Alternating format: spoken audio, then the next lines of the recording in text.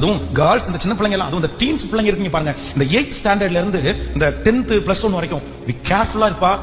உன் வாழ்க்கையினுடைய ஒண்ணுமே தெரியாத ஒரு டைம் என்னன்னா அந்த டைம். அப்படின்னா உலகத்துல சொல்லுவாங்கல்ல, வெளுத்ததெல்லாம் பால் அப்படின்னு நினைக்கிற டைம். உனக்கு எதுவுமே டிசைட் பண்ண தெரியாது, ஆனா உன் மனசு சொல்லும் நீ தான் ஞானவான் அப்படின்னு சொல்லும்.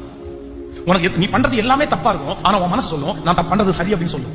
அதனால இந்த 8th ஸ்டாண்டர்ட்ல இருந்து இந்த +2 வர்ற வரைக்கும் வந்து ரொம்ப கேர்ஃபுல்லா இருக்கணும், ரொம்ப கவனமா. ஒரு 22 வயசு வரைக்கும் பாத்தீங்க அப்படின்னா இந்த 22 இயர்ஸ் வரைக்கும் உன் வாழ்க்கையில வந்து ரொம்ப கவனமா தான் இருக்கணும். அந்த டைம்ல கொஞ்சம் அப்படியே பசங்களா இருந்தாலும் பிள்ளைகளா இருந்தாலும் அப்படிதான் தடுமாறிட்டீங்க உங்க வாழ்க்கையில, அதுக்கப்புறம் நீங்க இப்ப செஞ்சதை நினைச்சு ரொம்ப வருத்தப்படுவீங்க நீங்க.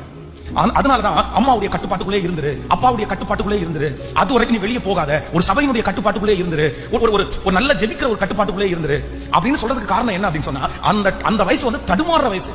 உனக்கு முன்னாடி இருக்கிறது எல்லாமே கெட்டது நல்லதா தெரியும், நல்லது கெட்டதா தெரியும். அந்த மாதிரி ஒரு ஏஜ் தான் அந்த ஏஜ்.